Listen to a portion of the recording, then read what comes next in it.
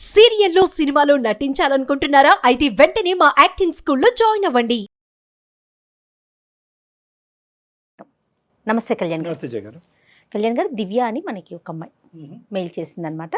తన ఫ్రెండ్ గురించి భలే హ్యాపీగా అనిపించిందండి. ఫ్రెండ్ జీవితం బాగుపడాలి, తోటి ఫ్రెండ్ ఈ అమ్మాయి సేమ్ ఏజ్ గ్రూప్ అనమాట. మెయిల్ చేసి వెంటనే డాక్టర్ గారితో మాట్లాడించండి ఒక్కసారి అని చెప్పిందండి. ముందు ఆ విషయానికి నాకు సంతోషం అనిపించింది. ఈ రోజుల్లో కూడా స్నేహితురాలు ముందుకు మంచి కోసం తను రావటం అనేది హర్షించదగ్గ విషయం. సో మరి కాల్ చేస్తాను కళ్యాణ్ గారు నేను. హలో, దివ్య అండి. నేను జయానమ్మ, నేను అందమైన జీవితం ప్రోగ్రామ్ నుంచి కాల్ చేస్తా ఉన్నాను. నమస్కారం మేడం. నమస్తే అమ్మ, నమస్తే. నాతో పాటు డాక్టర్ కళ్యాణ్ గారు కూడా ఉన్నారు. ఫ్రెండ్ పేరేంటి? శ్రీదేవి మేడం. ఓకే, సరే. డాక్టర్ కళ్యాణ్ గారు ఉన్నారు, ఒకసారి మాట్లాడతావా? ఓకే అమ్మ. దివ్య నమస్తే అమ్మ. నమస్తే సార్. మీ స్నేహితురాల గురించి మాట్లాడాలని ముందుకు వచ్చారు మీరు. అవును బహుశా సార్. ఫస్ట్ టైం అనుకుంటాను అందమైన జీవితంలో స్నేహితురాల గురించి అవునండి. ముందుకు రావడం అనేది. సంతోషం అమ్మ. ఏంటమ్మా సమస్య ఏంటి? మీ స్నేహితురాల సమస్య ఏంటి? అయితే ఆమె మ్యారేజ్ చేసుకోని అంటుంది. ఉమ్. ఎందుకు ప్రాబ్లం ఏంటో అయితే అర్థం కావట్లేదు. ప్రెజెంట్ ఏం చేస్తున్నారమ్మా? జాబ్ చేసుకుంటున్నాం మేడం. ఇద్దరు, తను కూడా? తను కూడా జాబ్ చేసుకుంటుంది. అయితే నాకు మ్యారేజ్ సెట్ అయింది మేడం. ఆహా, ఎప్పటి నుంచి ఫ్రెండ్స్ మీరు ఇద్దరు? అంటే ఫస్ట్ నుంచి, చిన్నప్పటి నుంచి బెస్టీస్ గానే ఉంటాము. ఓకే. ఆమె ఎందుకు మ్యారేజ్ చేసుకొని అంటుందో నాకైతే అర్థం కావట్లేదు. మీకు సంబంధం అయితే కుదిరింది, ఆ అమ్మాయికి కూడా సంబంధాలు వస్తున్నాయా? వస్తున్నాయి కానీ ఆమె వద్దంటుంది, మ్యారేజ్ వద్దంటుంది, ఏం వద్దంటుంది. వాళ్ళ పేరెంట్స్ తో కూడా నీకు పరిచయం ఉందమ్మా? ఇంటికి అట్లా వెళ్తూ ఉంటావా? వెళ్తాను మేడం. ఓకే, వాళ్ళు ఏమంటారు? వాళ్ళ నన్ను ఎక్కువ ఫోర్స్ చేస్తారు, నువ్వు ఒప్పించావు నాకు చెప్తారు. అయితే నేను ఆమెకి చెప్పినా గానీ చాలా మ్యారేజ్ అనేసరికి నా మీద సీరియస్ అయిపోతుంది. నేను కాల్ చేసి అడిగినప్పుడు కూడా ఇంకా సీరియస్ అయిపోయి నీతో కూడా మాట్లాడిని కట్ చేస్తాను అని చెప్పి సీరియస్ అయింది. అంటే నీకెంతవరకు తెలుసమ్మా ఈ అమ్మాయి వద్దు అనుకోవటానికి ఏ కారణం అయి ఉండొచ్చు అనేది ఏమైనా తూచాగా నీకేమైనా ఐడియా ఉందా? నాకేం ఐడియా లేదంటే కాలేజీకి వెళ్ళేది, సైలెంట్ గా ఉంటుంది. మేము గేట్ దగ్గర కలిసే వాళ్ళం, ఇద్దరం కలుసుకుంటూ వెళ్ళామంటే. ఇంకా తర్వాత నాకు ఇంకేం తెలియదు, సైలెంట్ గానే ఉండేది, మంచిగానే ఉండేది. మనిషి యాక్టివ్ గా ఉంటదమ్మా, చదువు రీత్యా, జాబ్ రీత్యా, ఇవన్నిటిలో కూడా కొద్దిగా యాక్టివేనా ఆవిడ? అన్ని బానే ఉంటది కానీ ఎందుకో ఏదో పోగొట్టుకున్న దానిలాగా ఉంటది. నాన్న, ఇప్పుడు నువ్వు పెళ్లి చేసుకుంటున్నందుకు దానికి సంతోషిస్తుందా? అబ్బా నీకు పెళ్లి సంబంధం కుదిరిందే, నువ్వు హ్యాపీగా ఉంటావు, ఆ విధంగా సంతోషం ఉందా? అంటే తన పెళ్లి వరకే వద్దనుకుంటుందా, లేదంటే ఎవరి పెళ్లినైనా కూడా నెగిటివ్ గా చూసే ఇదా? పెళ్ళి అవసరమా ఎందుకు అన్నట్టు మాట్లాడుతుంది.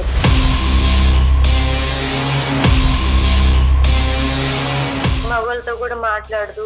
మగవాళ్ళతో మాట్లాడదు? మగవాళ్ళతో మాట్లాడదు. మేము ఏదైనా సరదాగా జోక్ చేసినా ఒప్పుకోదు, ఆమెకు నచ్చదు. అంటే మామూలుగా కొద్దిగా అంటే బాయ్స్ ఆ జోక్స్ ఉంటాయి కదా, అవి కూడా నచ్చవు తనకి. అవును సార్. సో మగవాళ్ళు అనే ప్రస్తావనే తీసుకురాదు ఆ అమ్మాయి మీ డిస్కషన్స్ లో? లేదు సార్. Okay okay. నా వల్ల కాక. నీకు తెలిసినంత వరకు ఆ అమ్మాయికి లవరు ఎవరు లేరు కదమ్మా? ఎవరు లేదు సార్. సో నువ్వు ఈ రోజు మాట్లాడటం ప్రధానంగా ఏంటంటే వాళ్ళ తల్లిదండ్రుల తరపున మాట్లాడుతున్నావు. అమ్మ మేము ఒప్పించలేకపోతున్నావు, ప్రాణ స్నేహితురాలు కాబట్టి నువ్వు ఒకసారి మాట్లాడి చూడు అని చెప్పి నేను రాయబారం పేరెంట్స్ అమ్మా, అంతేనా? మరి నీ మాట వింటదనే నమ్మకం ఉందా? నా మాట వింటదని నమ్మకం లేదు సార్, అందుకే మీకు కాల్ చేశాను. Okay okay. మరి మాతో మాట్లాడదో ఈ సబ్జెక్ట్? అమ్మాయి చాలా నెగిటివ్ గా ఉంది కదా. ఎనీవే ఒకసారి ట్రై చేద్దాము. దివ్య, కనెక్ట్ చేస్తావమ్మా ఒకసారి మీ ఫ్రెండ్ కి? నేను కనెక్ట్ చేస్తాను మ్యామ్. అయితే మీరు కనెక్ట్ చేసినట్టు ఆమెకు తెలియదు, మీరు వినండి సార్ ఏం మాట్లాడుతుంది. The person you are speaking with has put your call on hold. Please stay on the line. Hello. Sridevi చెప్పే. ఎక్కడున్నావే? ఆఫీస్ లో ఉన్నా నేను. ఓకే.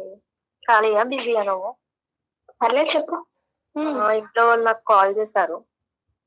ఎందుకు? మ్యారేజ్ గురించి మాట్లాడదాం. అబ్బా, నీకు ఎన్నిసార్లు చెప్పాలి? పదే పదే మ్యారేజ్ అని చంపుక తింటావేంటే? కాదు, వాళ్ళ బాధ కూడా నువ్వు అర్థం చేసుకోవాలి కదనే. ఎన్ని రోజులు ఇలా ఉంటే వాళ్ళని బాధ పెట్టుకుంటూ నువ్వు బాధపడుతూ ఏమైంది చెప్పొచ్చు కదా, నీ ప్రాబ్లం ఏంటో. ఇంకా ఇంకోసారి నువ్వు మ్యారేజ్ గురించి మాట్లాడమనుకో, నేను నీతో కూడా మాట్లాడని చెప్తున్నా. ఫోన్ కట్ చేస్తా ఇప్పుడు. సరే ఒక నిమిషం. అయితే ఒకసారి నువ్వు సార్కి మేడంతో ఒకసారి మాట్లాడు. ఎందుకు? దేనికి? నాకు మ్యారేజ్ అయ్యి నేను బయటకు వెళ్ళిపోతే నీతో మాట్లాడడానికి అవ్వదు, నీ మమ్మీతో మాట్లాడడానికి కూడా అవ్వదు. నేను అలానే హ్యాపీగా సంతోషంగా ఉండలేను. ఒక్క నిమిషం, సార్ వాళ్ళు చెప్పేది విను. నేను తప్పగా ఏమనట్లేదు, ఒకసారి విను. శ్రీదేవి నమస్తే అమ్మా, నా పేరు జయ, నేను అందమైన జీవితం ప్రోగ్రాంలో నుంచి మాట్లాడుతున్నాను. మ్యామ్ చెప్పండి. మాకు చాలా హ్యాపీగా అనిపించిన ఒక విషయం చెప్తా చూడు. దివ్య నీ కోసం కష్టపడి, అంటే నేను ఎంత సంతోషంగా ఉంటున్నానో నా ఫ్రెండ్ కూడా అలానే సంతోషంగా ఉండాలని చెప్పి మాకు మెయిల్ చేయటం, తను నీతో మీ ఇద్దరు మాట్లాడుకునే ఆ కన్వర్జేషన్ సూపర్. మంచి ఫ్రెండ్స్ మా, చాలా హ్యాపీగా అనిపించింది. మీ మాకు పాత ఫ్రెండ్షిప్స్ అవన్నీ గుర్తొస్తాయి. మాకు గుర్తొస్తా ఉన్నాయి. అంటే అమ్మాయి చెప్పిన దాంట్లో, నమస్తే అమ్మ, డాక్టర్ కళ్యాణ్ చక్రవర్తి. నమస్తే సార్. శ్రీదేవి అంటే తను ఒక మాట అందమ్మా, చాలా అది మనసుకి ఇది పరిచే ఒక అంశము. అంటే నేను పెళ్ళి అయ్యి నేను వెళ్ళిపోతా, తర్వాత నీ బాధను అర్థం చేసుకోవటానికి ఒక 10 మాటలు మాట్లాడటానికి, ఇటువంటి అంశం గురించి చర్చించడానికి అటువైపు మీ తల్లిదండ్రులు సరిపోరు, నేను ఉండను అని అనే మాట చాలా మంచి మాట అమ్మా. మీ పేరెంట్స్ మాకు ఫోన్ చేయలే, ఓకే, మీ పేరెంట్స్ నిన్ను అడిగి వాళ్ళు అలసిపోయి వయసు వచ్చినటువంటి ఆడబిడ్డకు పెళ్లి చేసుకోవాలనేటటువంటి కోరిక తపన ప్రతి తల్లిదండ్రులకు ఉంటుంది. ఆ తపనతో ఏంటంటే నీకు చెప్పలేక ఆ అమ్మాయికి చెప్పి, ఆ అమ్మాయి చెప్పలేక ఆ అమ్మాయి మా చేత చెప్పిస్తుంది. సో ఇప్పుడు నా ప్రశ్న ఏంటంటేనమ్మా, ఎందుచేత ఇప్పుడు అంటే పెళ్ళి అంటేనే ఇష్టం లేదా, లేదంటే పెళ్లి గురించి నీకు ఎటువంటి అభిప్రాయం ఉంది, ఎందుకు నువ్వు పెళ్ళి వద్దు అనుకుంటున్నావు, నీ మనసులో ఎవరైనా ఉన్నారా? అదేం లేదు సార్, నాకు పెళ్ళి అయితే వద్దు సార్. పెళ్లి మీద నాకు ఇంట్రెస్టే లేదు సార్. కారణం ఏంటమ్మా? మీ అభిప్రాయాన్ని మేము గౌరవిస్తాం, అందరికీ పెళ్లి అంటే నచ్చాలని ఏం లేదు. ఏం లేదు సార్, పెళ్ళి అంటే నాకైతే ఇష్టం లేదు సార్, అంతే. అంటే దానికి ఒక రీజన్ ఉంటుంది కదమ్మా, నేను పెళ్లి చేసుకోకూడదు అని అనుకోవటానికి. నువ్వు ఏదన్నా చూసుండొచ్చు, ఎక్కడైనా గమనించుండొచ్చు, ఏదైనా బాధపడి ఉండొచ్చు. ఇదివరకు మనం మాట్లాడుకుని చాలా సందర్భాల్లో మాట్లాడుకున్న మనసులో ఎవరో దాగున్నారు, అతన్ని అయితే పెళ్లి చేసుకుంటాను కాబట్టి ఈ పెళ్ళి వద్దంటాను, ఆ కాన్సెప్ట్ నాకు వినిపించట్లేదమ్మా. ఇక్కడ ఏంటంటే బహుశా శ్రీదేవి ఏదో చెప్పవలసింది మనసులో దాగుంది, కానీ అది చెప్పలేనటువంటి పరిస్థితిలో ఉన్నట్టు అనిపిస్తుంది. బహుశా ప్రాణ స్నేహితురాలతో కూడా షేర్ చేసుకోలేనటువంటి అంశంగా నాకు అనిపిస్తుంది. కాబట్టి దివ్యాని మనం కాల్లోంచి తప్పిస్తే బహుశా శ్రీదేవి ఓపెన్ అవుతుందేమో అన్నది నా అభిప్రాయం. ఏం శ్రీదేవి, ఆ పని చేద్దామా? మీరు ఏమైనా ఓపెన్ గా మాట్లాడతారా? ఆమె నాతో కూడా షేర్ చేసుకోనంత ఏదో ఉంది, ఆమె మనసులో బయట పెట్టట్లేదు. నేను కాల్ కట్ చేస్తున్నాను సార్, మీరు మాట్లాడతారు. నేనేమంటున్నానంటేనమ్మా, బహుశా ఏంటంటే నువ్వు ఏదైతే పాత్ర నువ్వు పోషించావు ఇప్పుడు వరకు అది 50% వరకు సఫలమైంది. అంటే ఏంటంటే ఈ అమ్మాయిని మా వేదిక వరకు తీసుకొచ్చి మా చేత మాట్లాడిపించడానికి, దానికి ఆ అమ్మాయి మాట్లాడటానికి అంగీకరించడం అనేది ఒక 50% అయ్యింది. కాబట్టి నెక్స్ట్ 50% తన మనసులో ఏం దాగుంది అనేది మేము తెలుసుకున్న తర్వాత అవసరమైతే కనుక మేము మళ్ళీ నీకు కమ్యూనికేట్ చేసి అసలు బ్యాక్గ్రౌండ్లో ఏం జరుగుతుంది అనేది నీకు తెలియపరుస్తామమ్మా. ఓకేనమ్మా, బాయ్ అమ్మా, మళ్ళీ కలుద్దాం. ఈ పద్ధతిలో కూడా మాట్లాడకూడదేమో, ఏదన్నా 4 వాల్స్ మధ్యన ఒక క్లినికల్ రూమ్లో మాట్లాడేటటువంటి అంశంగా నాకు అనిపిస్తుంది. కానీ ఈరోజు ఏంటంటే బహుశా ఈ అవకాశం మళ్ళీ రాదేమో అనేటటువంటి ఉద్దేశంతో మళ్ళీ నువ్వు మాకు అంగీకరించకపోవచ్చు, రావచ్చు, రాకపోవచ్చు, ఇలాంటి రకరకాల ప్రాబిలిటీస్ ఉన్నాయి. కాబట్టి ఇది కాన్ఫిడెన్షియల్ డిస్కషన్ కాబట్టి నువ్వు నీ పేరు వరకే బయటకు వచ్చింది, నువ్వు ఎవరు ఏంటి ఎక్కడ అనే పూర్వాపరాలు తెలియవు. కాబట్టి ఇప్పుడు దివ్య కూడా కాల్లోంచి కట్ అయింది కాబట్టి నువ్వు ఫ్రీగా మాతో మాట్లాడాలని నా కోరికమ్మ. తప్పకుండా సార్, కాకపోతే మీ విషయం నేను ఒప్పుకుంటాను సార్. మీరు ఇంతవరకు ఏమేమి మాట్లాడారో అన్నిటికీ నేను ఒప్పుకుంటాను, కానీ నేను మాత్రం పెళ్లి చేసుకోవడానికి మాత్రం సిద్ధంగా లేను సార్. నాకు నా జీవితంలో జరిగింది చాలా అంటే చాలా, చిన్నప్పటి నుంచి ఇప్పటిదాకా చాలా ఏగాను సార్. మగవాళ్ళంటేనే అబ్బా అనిపించేటట్టు ఉంది సార్. వద్దు సార్, నాకు పెళ్లి అయితే వద్దు. వద్దులేనా? వద్దు. ఇప్పుడు నేను ఇందాక ఒక మాట చెప్పాను కదమ్మా, ప్రైమరీ పాయింట్. ఆ అమ్మాయి ఏదో మనకు ఫోన్ చేసింది, ఆ అమ్మాయిని ఏమొచ్చి తల్లిదండ్రులు ఈ అమ్మాయిని రాయబారం పంపించడం వల్ల నీ చేత పెళ్లికి ఒప్పించుకోవటం అనేది కంకణం కట్టుకోలేదు మేము. కారణాలు చెప్తే కనుక కొద్దిగా మనుషులు అనేటటువంటిది వాళ్ళు చల్లబడతారు. ఓహో ఇంత జరగటం వల్ల ఈ అమ్మాయి ఇటువంటి నిర్ణయం తీసుకుంది అనేటటువంటిది నువ్వు చెప్పలేకపోతున్నావు, వాళ్ళకి అర్థమయ్యేటటువంటి పద్ధతిలో. అది కూడా నువ్వు ఒప్పుకుంటే కనుక ఇది రివీల్ చేయొచ్చు, ఈ విధంగా మా తల్లిదండ్రులతో నా ఫ్రెండ్తో మాట్లాడచ్చు అని నువ్వు పర్మిషన్ ఇస్తే కనుక నీ కాన్ఫిడెన్షియాలిటీ అనేది మేము బ్రీచ్ చేసి వాళ్ళకి చెప్పడం జరుగుతుంది. దాన్ని బట్టి తర్వాత పెళ్లికి నువ్వు అంగీకరిస్తావా, వాళ్ళు పెళ్లి గురించి వాళ్ళు ప్రెషర్ పెడతారా లేదా అనేది తర్వాత సంగతి తర్వాత చూద్దాం. చిన్నప్పటి నుంచి ఇప్పటిదాకా సార్ నేను ఏ వరకు షేర్ చేసుకోలేదు, మా ఇంట్లో వాళ్ళతో కానీ, ఇప్పుడు నాతో మాట్లాడిన నా ఫ్రెండ్ తో కానీ కూడా నేను షేర్ చేసుకోలేదు సార్. అంత బాధను అనుభవించి ఇప్పటిదాకా వచ్చాను సార్. నా చిన్నప్పుడు సార్ నాకు ఒక 12 ఏళ్ళు ఉంటాయేమో. అప్పుడు మా ఇంటి పక్కన ఒక అంకుల్ ఉండేవాడు. ఆ అంకుల్ తో మాడుకునే వాళ్ళు, నార్మల్ గా పిలిచేవాడు. తను నన్ను ముట్టుకోవడం, ప్రైవేట్ క్లాస్ లో ముట్టుకోవడం, అది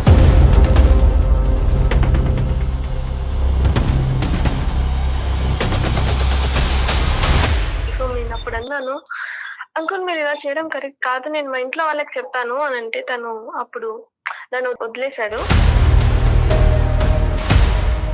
తర్వాత ఇంటర్లో సార్, ఇంటర్లో ఏంటంటే చదువుకునే వాళ్ళం, అందరూ ఉండేవాళ్ళం. కానీ మా సార్ మాత్రం నా వెంట పడి అది ఇది మాట్లాడడం కానీ, మా సార్ని తలుచుకుంటే తన గురించి చెప్పాలంటే నాకు అలా ఉంది సార్. ఎక్కడ పడితే అక్కడ టచ్ చేసేవాడు, ఏది పడితే చేసేవాడు, ఎట్లా పడితే అట్లా మాట్లాడేవాళ్ళు. చాలా అంటే చాలా మాట్లాడేవాడు సార్. నేను అసలు దానికి ఆన్సర్ ఇవ్వలేక మళ్ళీ ఎక్కడ నా చదువు డిస్టర్బ్ అవుతుందో నేను ఏమని దాన్ని కాదు సార్. చెప్పలేదమ్మా ఎప్పుడు ఇంట్లో కూడా? శ్రీదేవి ఎవరికి చెప్పలేదా నువ్వు? లేదు, మేము ఎవరికి చెప్పలేకపోయాను ఆ సిచ్యువేషన్. నేను ఎవరికి చెప్పుకోగలను సరే, నేను అందరు ముందులో బ్యాడ్ అవుతానేమో, నువ్వు చనువియకపోతే వేరే వాళ్ళు ఎందుకు నీ దగ్గరకు వస్తారు అని నా టాపిక్ వస్తదేమో అని నేను ఎవరికి కాదు నాన్న, ఫ్రెండ్స్ కానీ పోనీ కదమ్మా, ఇంట్లో సపోర్టివ్ అట్మాస్ఫియర్ ఏనమ్మా? ఇంట్లో అంటే అమ్మ నాన్న అర్థం చేసుకునే వాతావరణమేనా మీ ఇంట్లో? సార్ ఇంట్లో వాళ్ళు చెప్తే అర్థం చేసుకున్నారంటే మీ దాకా రాదేమో సార్ ఇప్పుడు ఈ సిచ్యువేషన్ నాకు తెలిసి.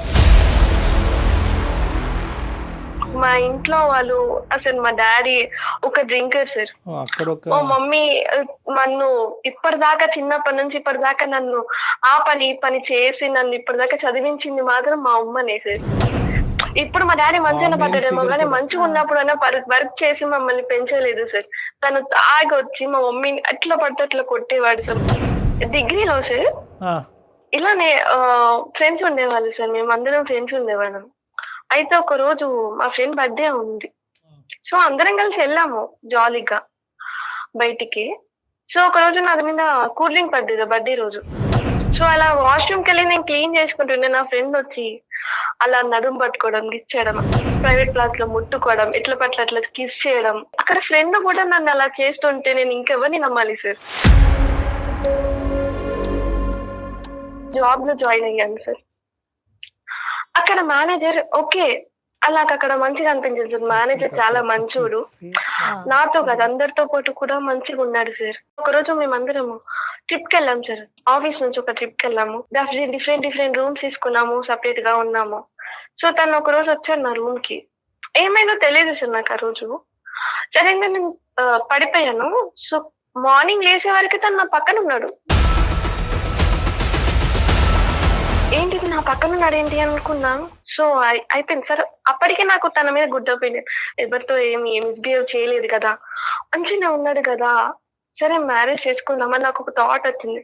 సో ఇదే విషయం వెళ్ళి తనకి చెప్పాను, సరే ఇలా ఏదో అయిపోయింది, నాకు నీ మీద మంచి ఒపీనియన్ ఉంది, మీరు కూడా నా మీద మంచి ఒపీనియన్ ఉంది కదా, మ్యారేజ్ చేసుకుందాం సార్ అని చెప్పాను. సో తను అప్పుడు నాకు చెప్పిన సమాధానం ఏంటంటే, నాకు ఆల్రెడీ మ్యారేజ్ అయ్యిందమ్మా, కావాలంటే నేను నిన్ను ఉంచుకుంటాను, నీకు ఏ ఫిజికల్ గా కానీ దేంట్లో అయినా సరే నేను హెల్ప్ చేస్తాను, ఫైనాన్షియల్ అయినా సరే నేను ఉంచుకుంటాను అని చెప్పాడు. నాకు ఆ టైంలో ఏం చేయాలో అర్థం కాలేదు సార్. తనని ఇంకా కొట్టేసి అటు నుంచి వెళ్ళిపోయాను సార్. ఇంకా జాబ్ మానేశాను, అన్ని మానేశాను, ఇంట్లో ఉన్నాను. డిప్రెషన్ లో ఉన్న టైంలో అసలు మా ఇంటి ముందు ఉండే ముసలోడు కూడా నన్ను అడ్వాంటేజ్ చేసి తీసుకున్నాడు సార్.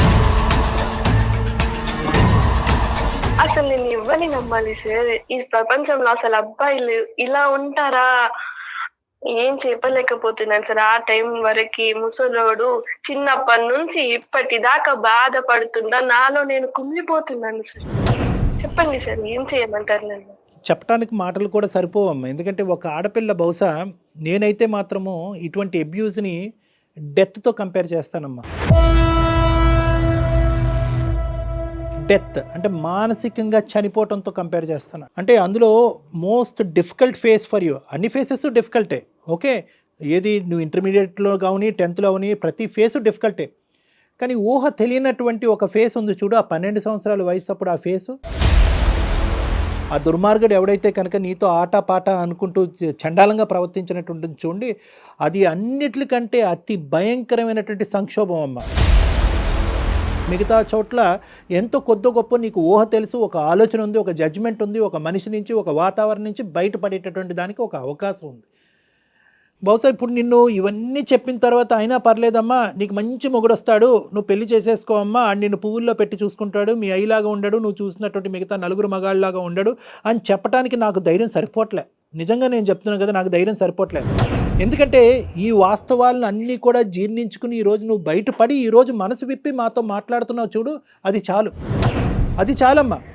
ఎందుకంటే కనుక ఈరోజు నువ్వు ఆ బాధ నుంచి నిన్ను సేద తీర్చి బయటకు వేయగలిగితే కనుక నీ మనసులో ఉండేటటువంటి బాధను తీసి నిన్ను ఒక మనిషిలాగా నిన్ను బయట ప్రపంచంలో ఒక నమ్మకంగా, ఎందుకంటే ఈ సమాజంలో ఉంది మగవాళ్ళు ఆడవాళ్ళు, ఇటువంటి సమాజంలో మగవాళ్ళని చేదరించుకుంటూ అసహించుకుంటూ నీ జీవితాంతం ఇంకా రానున్న రోజుల నుంచి ఒక 70-80 సంవత్సరాల పాటు నువ్వు ప్రయాణం చేయటం అనేది ఇలా అసహించుకుంటూ చేదరించుకుంటూ ఎంతకాలం బతుకుతావు అనేది నాకు అర్థం కావట్లేదు. మగవాళ్ళు లేనటువంటి ప్రపంచాన్ని మేము సృష్టించలేము, అది ఊహించుకోవటం కూడా కష్టం, అది చేయలేనటువంటి ఒక అంశం. ఒక 5-6 ఒక ప్రస్తావన తీసుకొచ్చావు, ఇంక్లూడింగ్ యువర్ ఫాదర్. వీళ్ళేనా నువ్వు చూసినటువంటి మగవాళ్ళు? వేరే మగవాళ్ళని ఎవరిని చూడలేదా నువ్వు? నిన్ను ఇష్టపడి నిన్ను మంచిగా చూసుకుని నీతో పాటు స్నేహపూరితంగా ఉండి నీ అవసరాలు కావాల్సినటువంటి అవసరాలు తీరుస్తూ నీ బాధను అర్థం చేసుకునేటటువంటి వాళ్ళు ఎవరు లేరా ఈ మొత్తం 23-24 సంవత్సరాల ప్రయాణంలో? అలాంటి వాళ్ళు ఉంటే నేను ఈ స్టేజ్ నేను ఉండే వాళ్ళు దాని కాదు కదా సార్. వాళ్ళకి చెప్పి నన్ను నా బాధను వాళ్ళతో షేర్ చేసుకొని నన్ను ఇలా చేస్తున్నారు అంటే వాళ్ళు సాల్వ్ చేస్తుండే కదా. అలాంటి వాళ్ళు లేకనే కదా సార్ నేను ఈ సిచ్యువేషన్ లోకి వచ్చింది. తను చూసిన ప్రపంచంలో తనకి కనిపించలా. లేకపోయి ఉండొచ్చు జయ గారు, ఒకటి అది కరెక్టే, ఏమో అది కరెక్టే అయి ఉండొచ్చు. కానీ నేనేమంటున్నానంటేనమ్మా, ఎక్కడో నీకు ఇప్పుడు ఇంప్రెషన్ మారటం కాదు, మగవాళ్ళ గురించి ఇప్పుడు ఇంప్రెషన్ కాదు, మగవాళ్ళ గురించి నీకు ఉండేటటువంటి ఇంప్రెషన్ ఎప్పుడో మారిపోయింది.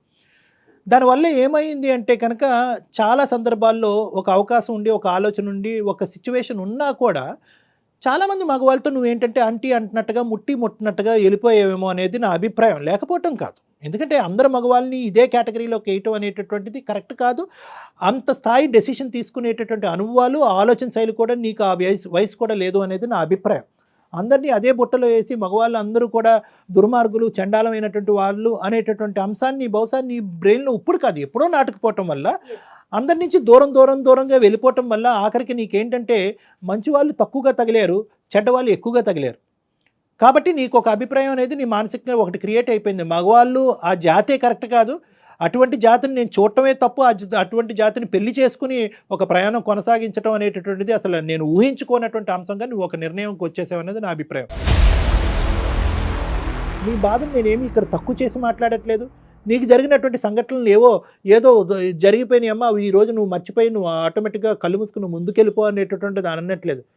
నెక్స్ట్ ఏంటి లైఫ్లో నువ్వేమనుకుంటున్నావు? ఇంకో విధంగా నీ జీవితాన్ని చూడటానికి, ఊహించుకోవటానికి ఒక అవకాశం ఉందా?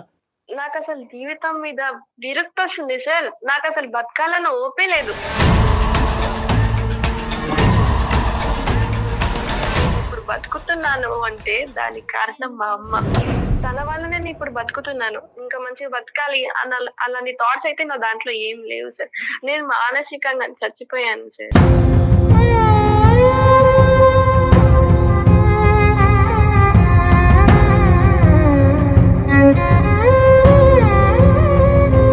కొంతమంది నా అనేటటువంటి వాళ్ళను నమ్మినటువంటి కొంతమంది మనుషులతో ఖచ్చితంగా అన్ని అంశాలు చెప్పుకోవచ్చమ్మా, అందులో తప్పులేదు. చెప్తే లాభం ఏంటి డాక్టర్ గారు అంటే కనుక చెప్పటంలోనే చాలా వరకు బాధ తరిగిపోతుందమ్మా, చెప్పటంలోనే బాధ తరిగిపోతుంది. నెంబర్ 1. నెంబర్ 2 ఏంటంటే తెలిసి తెలియనటువంటి వయసులో ఇటువంటి సంఘటనలు జరిగినప్పుడు అది ఏంటో అర్థం కానటువంటి పరిస్థితిలో ఎవరికి మనసు ఇప్పి చెప్పుకోలేం. కానీ ఎప్పుడైతే ఇంటర్మీడియట్ వరకు వచ్చావో, ఎప్పుడైతే ఒక ట్యూషన్ సారో లేదంటే క్లాస్లో మాస్టరో ఒక విపరీతంగా నీతో ప్రవర్తించడం మొదలుపెట్టాడో, అప్పుడైనా కూడా అమ్మకో లేదంటే మీ కజిన్స్కో, ఒక అక్కకో, ఒక తల్లి అన్నయ్యకో, ఒక తమ్ముడికో, ఎవరికో ఒకరికి చెప్పుకోవచ్చు. ఎవరూ లేరు అనేది కాదు ఇక్కడ ప్రస్తావన. చెప్పుకోవటం వల్ల బాధ తగ్గుతుంది. రెండోది ఏంటంటే కనుక నెక్స్ట్ టైం ఇటువంటి సందర్భం వచ్చినప్పుడు నువ్వు ఎలా జాగ్రత్త పడాలి, అటువంటి మనుషులు ఒకప్పుడు ఒక బౌండరీ దాటి ఆ విధంగా ప్రవర్తిస్తే కనుక వాళ్ళ మీద ఎటువంటి యాక్షన్ తీసుకోవాలి అని చెప్పేటటువంటి నాదులు లేకపోలేదమ్మా, ఉన్నారు. ఇప్పటికీ మానవత్వం అనేది ఉందమ్మా, మరీ అంత మానవత్వం అనేది మంట కలిసిపోలేదు. నేనేమంటున్నానంటే నీకు జరిగినటువంటి సంఘటనలు ఒక ఎత్తు, జరిగినటువంటి సంఘటనల్ని ఏ విధంగా డీల్ చేయలేకపోయావు అనేది రెండో అంశం. ఒకటి చెప్పుకోలేకపోయావు, పనిష్ చేయవలసినటువంటి విధంగా కొంతమందిని పనిష్ చేసి ఉంటే కనుక వాళ్ళకి ఖచ్చితంగా బుద్ధి వచ్చి ఉండేది. నీతో కాదు, ఇంక ఏ ఆడపిల్లతో కూడా ఆడుకునేటటువంటి దానికి అవకాశం ఉండేది కాదు. ఎందుకంటే నీలాంటి వాళ్ళని ఎంతమందితో వాళ్ళు ఇది తీసుకుంటున్నారు. సో అది కేవలం నీకు సంబంధించినటువంటి బాధ్యతే కాదు, సమాజానికి సంబంధించినటువంటి బాధ్యతగా ఆ విధంగా నువ్వు అడుగు వేసి ఉంటే కనుక కాదు బాగుండేది. శ్రీదేవి, డాక్టర్ గారు అన్నట్టు నువ్వు సైలెంట్ గా ఉండిపోవటంతో వాళ్ళకి ఒక అడ్వాంటేజ్ కదా. నెక్స్ట్ ఇంకొక ఇలాంటి పిల్ల, ఇంకొక శ్రీదేవో, ఇంకొకరు ఎవరో తగులుతారు, వాళ్ళు అది కంటిన్యూ అయ్యేది కదా. నువ్వు ఆ రోజే తిరగబడినట్లయితే, అంటే నువ్వు తిరగబడ్డావు, నువ్వు సేఫ్ జోన్లో ఉన్నావు, కాదనట్లేదు, కానీ ఎవరికైనా నువ్వు ఎక్స్ప్రెస్ చేసినట్లయితే, వాళ్ళు కొంచెం పనిష్మెంట్ దొరికినట్లయితే. అంటే జయ గారు, అటువంటి వ్యక్తులకి బలం ఏంటంటే కనుక వీళ్ళ అమాయకత్వం. ఇది మనసులోనే దాగిపెట్టుకోవాలి, ఇది బయటకు చెప్పకూడదు. బయటకు చెప్తే కనుక నన్నే వక్రీకరిస్తారేమో, నా ఆలోచనే తప్పు, నువ్వే అంత చనువు ఇచ్చావనేటటువంటి భయంతో చాలా మంది ఆడపిల్లలు ముందుకొచ్చి ఇటువంటి అంశాలు చెప్పరు. అవును. ఇప్పుడు నెక్స్ట్ ఏమనుకుంటున్నావు అంటే నువ్వు అంటే ఇంకా పెళ్ళి అనే ప్రస్తావన తీసి పక్కన పెట్టేసావు అనేది నాకు అర్థం అవుతుందమ్మా. కానీ నాన్న ఎలాంటి వాడన్నా తీసి పక్కన పెట్టేసే, నీకు అమ్మ మీద ఒక గౌరవం ఉంది, అమ్మ మీద ఒక ప్రేమ ఉంది. ఏ అమ్మా ఈరోజు శ్రీదేవికి 24 సంవత్సరాలు వచ్చింది, పెళ్ళి ఎందుకు చేయట్లేదమ్మా అనేటటువంటి ప్రశ్నకి ఎటువంటి బదులు చెప్పగలదు మీ అమ్మ? మా అమ్మాయికి ఇటువంటి సంఘటనలు అన్నీ జరిగినాయండి, మగజాతి మీదే ఒక అసహ్యం కలగటం వల్ల పెళ్ళి అనే ప్రస్తావన తీసుకురావట్లేదు, మా అమ్మాయి పెళ్ళి చేయాలనేటటువంటి ఉద్దేశం నుంచి మేము అందరం విరమించుకున్నాం అనేటటువంటి మాట మీ అమ్మగారికి చెప్పగలరా? లేదు సార్, చెప్పలేరు. అమ్మా నాన్నలకి ఏం చెప్పాలి అనేది ఒక ముఖ్యమైనటువంటి అంశం అమ్మ. బహుశా నీకు ఆ మెచ్యూరిటీ లేదేమో అనేటటువంటిది నా ఆలోచన, కాబట్టి ఆ అంశాన్ని కూడా మేము వాళ్ళకి తెలియపరుస్తాం, అంటే చెప్పే విధంగా తెలియపరుస్తాం. ఒకప్పుడు నువ్వు వద్దు సార్, ఇది కంప్లీట్గా నా కాన్ఫిడెన్షియల్ పర్సనల్ ఇష్యూ, ఇప్పటికీ కూడా నాకు అలాగే అనిపిస్తుంది, నా అనేటటువంటి వాళ్ళకి చెప్పి నాకు వాళ్ళని బాధ పెట్టడం నాకు ఇష్టం లేదంటే మేము ఒక్క అడుగు కూడా ఆ దిక్కును ముందుకేయం, పెళ్ళి అనే ప్రస్తావన గురించి మాట్లాడవు. కేవలం నువ్వు అనుకుంటే కనుక ఈ డిప్రెషన్ నుంచి నన్ను బయటకు వేయండి, నా ప్రశ్నలకి బదులు చెప్పండి, సమాజం గురించి నాకు ఏర్పడినటువంటి ఒక ఇమేజ్ని మార్చండి, నా ఆలోచన శైలిని కరెక్ట్ చేయండి అంటే కనుక నీకు హెల్ప్ చేస్తాం. సో ఈ 2 ఆప్షన్స్ ఉన్నాయి. నీ పేరెంట్స్తో మేము మాట్లాడాలా వద్దా? సార్ ఒక 2 minutes ఆగుతారా? నాకు అసలు ఏడుపు ఆగుతలేదు సార్. ఎందుకంటే చిన్నప్పటి నుంచి ఇప్పటిదాకా నన్ను అర్థం చేసుకొని, దగ్గర తీసుకొని, నా బాధను అర్థం చేసుకొని, ఇలా ఇలా మారుస్తాను నీ జీవితము అని అనేవాళ్ళు ఇప్పటిదాకా నాకు పుట్టలేదు సార్. మీరు నాకు దొరికినందుకు నా అదృష్టం అనుకుంటాను నా లైఫ్ లో.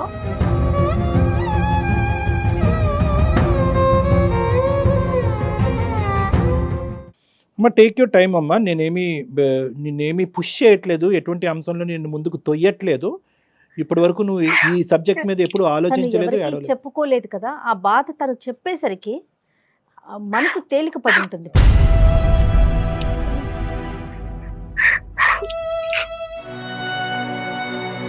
ఎవరికైనా ఏదైనా ఒక సందర్భంలో ఫేస్ చేస్తాం డాక్టర్ గారు, ఆడపిల్లలు ముఖ్యంగా ఏదో ఒక సందర్భంలో ఫేస్ చేస్తూ ఉంటారు కొంతమంది.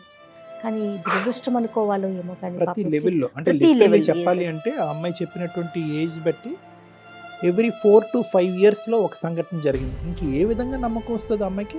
ఏ విధంగా చెప్పగలం? వీళ్ళని వదిలేసేమో మిగతా వాళ్ళందరూ మంచోళ్ళే, దేవుళ్ళు అని మనం ఎలా చెప్తాం? నీకు వచ్చేటటువంటి మొగుడు మీ నాన్నలాగా ఈ నలుగురిలాగా ఉండడు, మంచోడు ఉంటాడని ఎలా చెప్తాం? ఆ ధైర్యాన్ని కల్పించాలి. శ్రీదేవి చెప్పండి. అమ్మ సారీ అమ్మ, నీ బాధని మేము పూర్తిగా అర్థం చేసుకుంటున్నాం, కానీ దీనికి ఒక ఇమోషనల్ సొల్యూషన్ కంటే ఒక ప్రాక్టికల్ సొల్యూషన్ అనేటువంటిది కూడా వెతకాలి.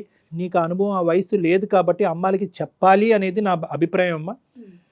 ఎవరు ఎప్పుడు చేశారు, ఎవరు వాళ్ళు అనేటటువంటి ప్రస్తావన కాకుండా ఇటువంటి సంఘటనలు జరగటం వల్ల మానసికంగా ఆ అమ్మాయి ఇబ్బంది పడి పెళ్లి వరకు రాలేకపోతుంది. ఒక్కసారి మీ అమ్మాయిని మీ కూతురుగా ఒక మనిషిగా మనం అర్థం చేసుకుందాం. ఆ అమ్మాయి మనసులో ఉండేటటువంటి ఆ డిప్రెషన్ని క్లియర్ చేసేటటువంటి ప్రయత్నం చేద్దాం. పెళ్ళికి కాస్త గ్యాప్ ఇద్దాం, కొద్దిగా వ్యవధి ఇద్దాం, ఆ అమ్మాయిని తేరుకునే దానికి ఒక అవకాశం ఇద్దాం. ఆదరాబాదరాగా వయసు వచ్చిందనో లేదంటే డిగ్రీలు ఉద్యోగాలు పెరిగినాయి అనేటటువంటి ఉద్దేశంతో సమాజంలో ఈ వయసులోనే పెళ్లి చేయాలనేటటువంటి సామాజిక పరమైనటువంటి ఎక్స్పెక్టేషన్ పరంగా మనం కొట్టుకుపోవద్దు. ఈ అమ్మాయి మనసులో ఉండేటటువంటి బాధని చల్లార్చేటటువంటి ప్రయత్నం మనం అందరం చేయాలి అనేటటువంటి విధంగా నేను నీ పేరెంట్స్కి నేను కౌన్సిలింగ్ చేస్తానమ్మా శ్రీదేవి. ఎందుకంటే కనుకమ్మా ఈరోజు నువ్వు మనసు విప్పి ఈరోజు ఏడుస్తూ మాతో మొత్తం బాధ అంతా చెప్పుకున్నావు. ప్రతి సమయం ప్రతి సందర్భంలో మేము మీకు ఉండకపోవచ్చు. పెద్ద దిక్కుగా ఇదే బాధ నీకు మళ్ళీ గుర్తొస్తే కనుక దానికి సంబంధించినటువంటి బెస్ట్ కౌన్సిలర్స్ ఎవరన్నా ఉన్నారంటే కనుక అది మీ పేరెంట్స్, ముఖ్యంగా మీ తల్లి. నాన్నగారు ఎంతవరకు మారారో నాకు తెలియదు. నిన్ను మీ అమ్మ అర్థం చేసుకునే విధంగా ప్రపంచంలో ఎవరు అర్థం చేసుకోరమ్మా. మీకు తల్లికి మించిన దైవం ఎవరు లేరు. కాబట్టి ఈరోజు ఇంతవరకు మా వరకు వచ్చావు, ఒక నమ్మకంతో వచ్చావు. మేము ఇచ్చినటువంటి పరిష్కారానికి ఈ విధంగా నన్ను సేద తీర్చి ఒక కౌన్సిలింగ్ చేసి నాకు ఒక నమ్మకాన్ని ఇచ్చినటువంటి పెద్దవారుగా మీకు కనిపిస్తున్నారు నాకు అని చెప్పి బాధపడ్డావు, ఏడ్చావు, గొప్పగా ఫీల్ అయ్యావు. అదే స్థానాన్ని ఈరోజు మాకు ఇచ్చేటటువంటి స్థానాన్ని మీ తల్లికి కూడా ఇవ్వాలి అనేది నా అభిప్రాయం. ఖచ్చితంగా ఈ మాట చెప్తే జయ గారు, మీ అమ్మగారు అదంతా తీసి పక్కన పెట్టమ్మా, పెళ్ళి అనేటటువంటి పద్ధతిలో మాట్లాడతారని నేను అనుకోవట్లేదు. నీ మనసుని మా అందరికంటే బాగా అర్థం చేసుకునే ఒక గొప్ప వ్యక్తి ఎవరైనా ఉన్నారంటే అది మీ తల్లి. నీకు శ్రీదేవి నీ బరువు మొత్తం తగ్గిపోతుందమ్మా. నీ మనసులో ఉన్న బాధ, బరువు అమ్మతో చెప్పావు అంటే 100% తగ్గిపోద్ది. పెళ్ళి అనేది తర్వాత నెక్స్ట్. అది ఇప్పుడు వద్దమ్మా, ప్రస్తావన వద్దు. ఫస్ట్ నీకు కావాల్సింది ఏంటంటే ఈ ఓదార్పు, బాధ తీరాలి, అన్న ఒక ధైర్యం, ఒక నమ్మకం. తర్వాత ఏంటంటేనమ్మా లాస్ట్లో వచ్చేటటువంటిది ఏంటంటే కనుక నువ్వు నా ఎదురుగుంటా కూర్చుంటే కనుక నేను చెప్పేటటువంటి కొన్ని ఎగ్జాంపుల్స్ బట్టి, నేను చెప్పేటటువంటి కొన్ని ఇన్పుట్స్ బట్టి ఇటువంటి సంఘటనలు ఎంత ఫ్రీక్వెంట్గా సొసైటీలో జరుగుతున్నాయి, ఆడపిల్లలు ముందొచ్చి ఏ విధంగా గొంతిప్పి మాట్లాడాలి, సమయస్ఫూర్తితో ఒక ఆలోచన శైలితో అందరినీ అపనమ్మకంతో చూడకుండా కొంతమందిని నమ్మి ముందుకొచ్చి మనసు విప్పి ఎలా మాట్లాడాలి అనేటటువంటి అంశం ఒకటి తెలుస్తుంది. రానున్న రోజుల్లో ఒకప్పుడు ఇటువంటి సంఘటనలు పునరావృతం అయితే నీ జీవితంలో ఏ విధంగా రియాక్ట్ అవ్వాలి, ఏ విధమైనటువంటి విధంగా తక్షణ కర్తవ్యంగా ఒక స్టెప్ తీసుకోవాలనేది ఒకటి అర్థమవుతుంది. రెండోది ఏంటంటే కనుక మరీ ఒక మగజాతినే కంప్లీట్గా నీ జీవితాల నుంచి డిలీట్ చేసేసి ఆ జాతికి ఎటువంటి రోలు లేదు, అటువంటి వ్యక్తులతో నాకు ఎటువంటి సంబంధం లేదు అనేటటువంటి అపనమ్మకం ఏదైతే నీ మనసులో క్రియేట్ అయిందో అందులో నమ్మకం కుదిరేటటువంటి విధంగా నేను కొన్ని ఎగ్జాంపుల్స్, కొన్ని ఇన్ఫర్మేషన్ నీ బ్రెయిన్లో పెడతానమ్మా. దాన్ని బట్టి నెక్స్ట్ ఫేజ్లో పెళ్లి చేసుకుంటావు లేదన్నది ఒకసారి ఆలోచించు. అయితే కళ్యాణ్ గారు తనకి ఇమీడియట్గా తన మనసులో ఇప్పుడు ఏదైతే మగజాతి అంతా ఇంతే అనే ఒక ఆలోచనకు తను వచ్చిందో ఇమీడియట్గా పోదండి.